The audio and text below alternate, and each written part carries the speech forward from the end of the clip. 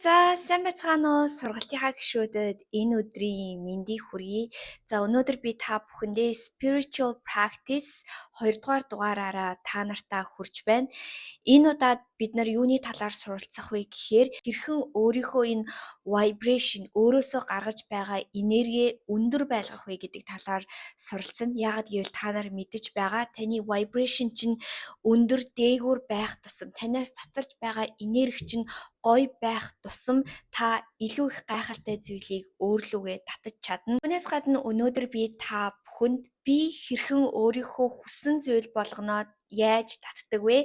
Миний хувьд яагаад бүтлгүүтэл хизээч оршдгоо вэ гэдэг талаар та бүхэнд хуваалцъя. Дүү та нарт энэ нь маш сонин сонсогдож байж магадгүй. Яагаад гэвэл амьдрал дээр хүн болгон хүнд хэцүү зүйлийг туулаад бүтлгүүтэл ч юм уу ямар нэгэн зүйлийг туулдаг.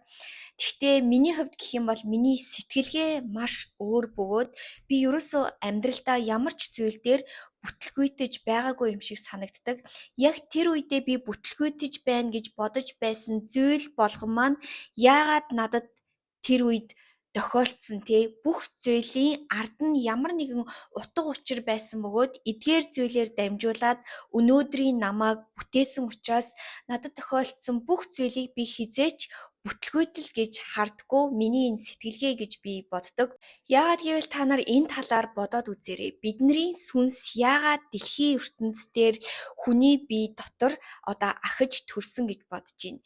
Яагаад гэвэл дэлхийн ертөнцийн бид нар ирээд зөндөө олон зүйлийг туулаад зөндөө олон мэдлгүүдийг хураагаад бид нар суралцахаар энэ хорвоо ертөнцийн ирсэн байдаг. Та ямар ч зүйлийг туулсан байж болно. Танд тохиолдож байгаа зүйл болгон чинь танд тохиолдох ёстой зүйл, таны суралцах ёстой хичээл, таны мэдэх ёстой мэдрэмжүүд. Ихэнх үед хүн төрлөختөн бид нар ингээд юмны учрыг ерөөсөө ойлгож чаддгүй бөгөөд ямар нэгэн зүйлийг энэ муу зүйл гэж маш их шүүмжилдэг. Нэг эсвэл энэ сайн зүйл гэдэг ингээд ямар нэгэн зүйлийг муу зүйл, сайн зүйл гэж ингээд байнга хувааж байдаг. Гэхдээ хүн төрлөختний амьдралд энэ хар цагаан ин ян хоёр нь хоёулаа тэнцвэрсэн байх хэрэгтэй байдаг. Яагаад гэвэл хизээч харанхуй өнгөгүйгээр та өдрийн гэрэлгийг мэдэрч чадахгүй бөгөөд магадгүй ямар нэгэн та зүйлийг туулсан хэцүү санагдаж байгаа таны муу гэж бодож байгаа зүйлээсээ та суралцах ёстой хичээлээ суралцаад мэдээж бид нар үргэлж сайн сайхан руу тэмүүлэх ёстой байдаг. Үргэлж хорвоо ертөнцөөр хөтлөгдсөн дагуулгдсан гэж ойлгож болно. Нөгөө таны ард байдаг асаалттай танк гэж ярьдаг штеп.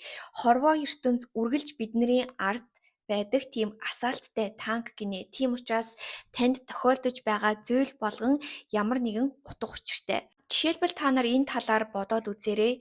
Яагаад та энэ сургалтын дээр сууж байгаа вэ гэх юм бол таны ямар нэгэн асуудал чинь энэ сургалтын дээр таныг авчирсан байгаа.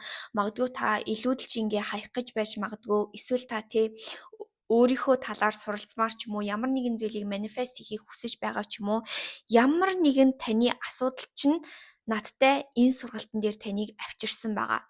За жишээлбэл та жингээ хасахыг хүсэж байсан гэж бодъё. Тэгээ та энэ сургалтын дээр суусан. Гэхдээ та энэ сургалтанд сууснараа дамжуулаад энэ асуудлаараа дамжуулаад магадгүй та бүр том зүйлийг өөртөө нээсэн байж магадгүй. Энэ асуудлаараа дамжуулаад та өөрийгөө нээж болсон байж магадгүй. Нэг эсвэл энэ асуудлаараа дамжуулаад та өөрийнхөө доторх хүний ойлголттой болох ч юм уу. Энэ manifestation энергийн талаар суралцах гэдэг бүх зүйл таныг дагуулсан байдаг бөгөөд таны асуудал болгон чинь таны энэ асуудлаас илүү гайхалтай зүйлийг авчирхаар танд тохиолдож байгаа гэж ойлгож болно.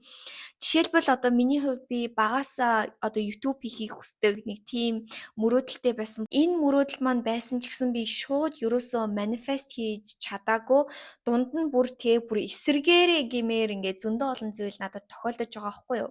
Надад муухай ханддаг хүмүүс ч юм уу надад өөртөө итгэлгүй байдал, миний сэтгэл готрал гэдэг юу чи бусдад нөлөөлөх бараг өөрийгөө ч аварч чадахгүй өөрийнхөө асуудлыг шийдэж чадхааргүй тийм зүйлүүд ингээд миний амьдралд байсан хорвоо ертөнц тийм асуудлуудыг над руу илгээж байсан.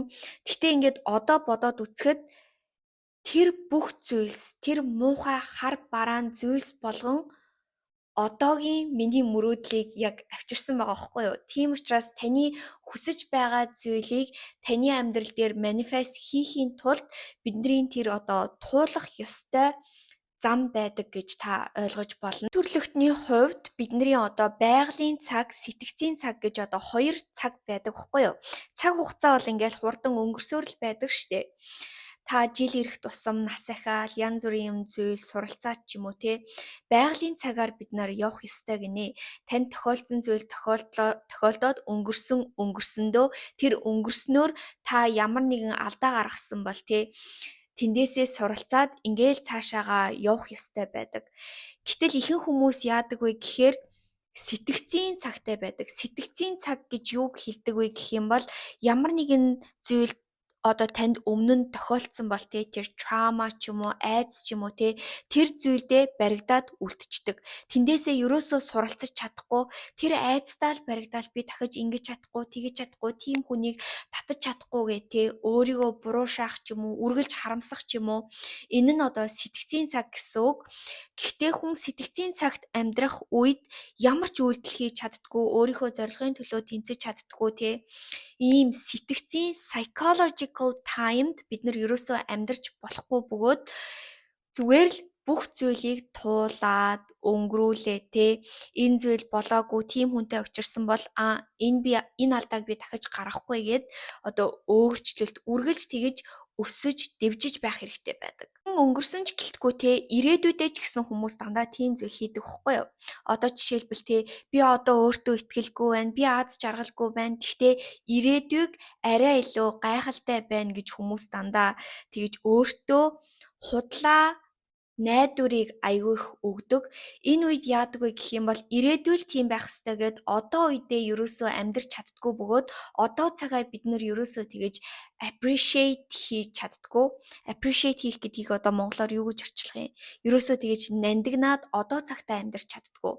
Гэтэл энэ spiritual practice буюу сүнслэг байдлын хамгийн чухал зүйл юу вэ гэх юм бол яг одоо цагтаа хамгийн их анхаарлаа төвлөрүүлэх. Яагаад гэвэл ирээдүйн дандаа одоо цагийн копинууд байдаг, хувилбарууд. Тийм учраас таны одоо цаг чинь ямар байна? Одоо цагтаа таны энэ vibration, энерги, сэтгэл хөдлөл талархалтай байгаал, гоё энергитэй байгаал, хийж байгаа зүйлээ хүртэл аз жаргалтай хийх юм бол энэ зүйл чинь ирээдүйд ингээд байнга давтагдана гэсэн үг. Энэ нь ер нь сүнслэг байдлын бүр хамгийн чухал зүйл. Бид нар ихэнх үед яадаг вэ гэх юм бол end goal буюу бүр хамгийн эцсийн тэр би яг тийм л болох хэрэгтэй байна. Би баян л болох хэрэгтэй байна. Би турхал хэрэгтэй байна гэж ч юм уу эцсийн зүйлдээ л анхаарлаа хандуулад явах замдаа ерөөсөө анхаарлаа хандуулдаггүй. Жишээлбэл та маш өндөр уул руу гарч ийн гэж бодъё би уулын оргилд нь л хүрэх ёстой гэж зүтгээлэдэг.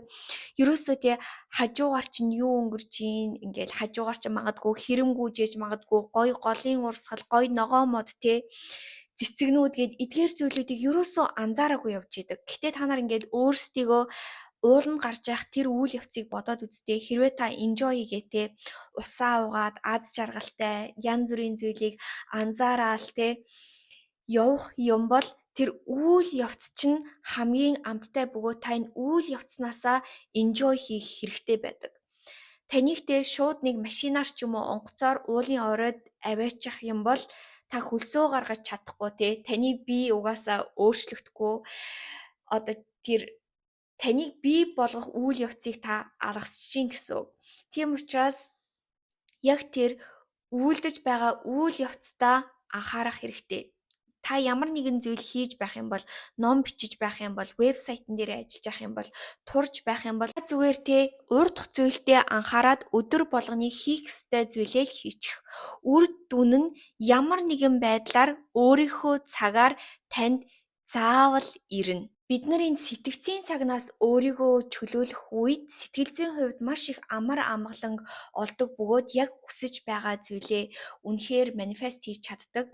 Яагаад гэвэл биднийг маш их хойшин татдаг зүйл нь юу вэ гэх юм бол зүгээр л энэ сэтгцийн цаг байдаг.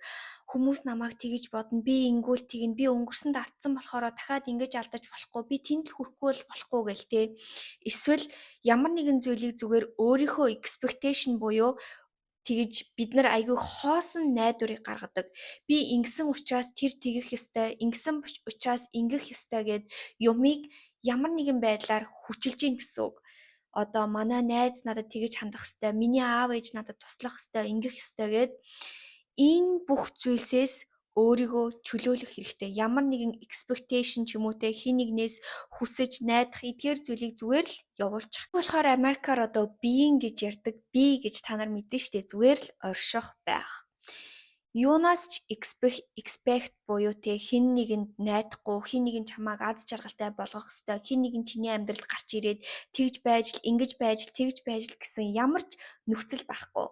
Энэ үед ингээд хүн аягүй их чөлөөлөгдөж эхэлдгээс гадна таны vibration маш их өндөр болж эхэлдэг. Яагаад гэвэл те энэ гаднах бүх зүйлс танд нөлөөлөхгүй бөгөөд та зүгээр л дотроосоо тийм үн цэнтэй гайхалтай хүн гэдгээ мэдэрч эхэлж байна гэсэн. Энэ үед таны энэ vibration, энерги чинь хэлбэлзэл маш өндөр байх бөгөөд энэ гадна одоо болж байгаа ямар нэгэн зүйлс хүмүүс таныг юу гэж бодож гин, яаж инээж гин те эдгээр зүйлс танд ямар ч хамааралгүй болж эхэлнэ.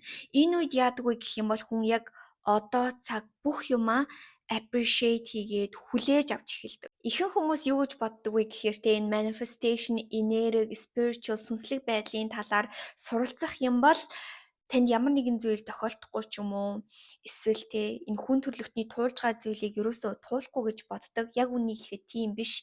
Хүн болгоны туулж байгаа зүйл танд те янз бүрийн хэцүү байдал мэдээж таны амьдралд тохиолдно. Гэхдээ юу өөрчлөгдөг вэ гэх юм бол бидний харах өнцөг өөрчлөгддөг. Яг үнийг хэлэхэд таны зовлон гэж бодож байгаа зүйл чинь зовлон биш байж магадгүй. Таны муу гэж харж байгаа зүйл чинь муу зүйл биш байж магадгүй те. Таны харах өнцөг яагаад энэ зүйл тохиолдож байгаа гэдэг энэ утга учир тэр мэрэгэн ухааныг л өгдөг гэж ойлгож болно. За энэ бол таны vibration-ыг өндөр байлгах артлынх нь нууц. Тэгээд зарим хүмүүс юу гэж ойлгодог вэ гэх юм бол хүчээр бясалгал хийгээд ч юм уу тэгж байж таны энэ vibration өндөр байна гэж ойлгодог. Үгүй яг үнийг хэлэхэд та дуртай зүйлээ хийгээд ч юм уу одоо цагтаа анхаараад ч юм уу маш их аз жаргалтай байхдаа ч юм уу те энэ үе болгонд чинь таны vibration маш өндөр байж болно. Тийм учраас энэ та юу хүлээж авч ийн энэ таны сэтгэл зүй гэх юм уу таны сэтгэл зүй байгаа байдал эн чинь маш их чухал. Тийм учраас зүгээр л бүх зүйлийг хүлээж аваад өөрийнхөө энергийг зүгээр дээгүүр байлгаад бүх зүйлээс enjoy хийх гэж хичээгээрэй. Ямар нэгэн зүйл тохиолдож байсан тэр зүйлийг гой зөв талаас нь хараад ямар нэгэн асуудлыг та зөвөр өөрлөгөө эргүүлж болно. Миний хувьд ч гэсэн яг тийм байна. Би ямар нэгэн зүйлийг муу зүйл гэж шүүмжлээд тэгж харахаа болсон. Тийм учраас миний бодлоор бүтлгүүтэл оршдгоо. Одоо би бараг жоохон бүтлгүүцсэн юм надад тааралдаа тохиолдох юм бол би эсэргээрээ баярлдаг. Яагаад гэвэл намайг үүнээс илүү том зүйл хүлээж байгаа гэдэгт би 100% итгэдэг. Бүтлгүүтэх болгонд маань түүнээс илүү гайхалтай зүйл үргэлж миний амьдралд тохиолддог. Бүр 100%. Таны хувьд ч гэсэн яг адилхан.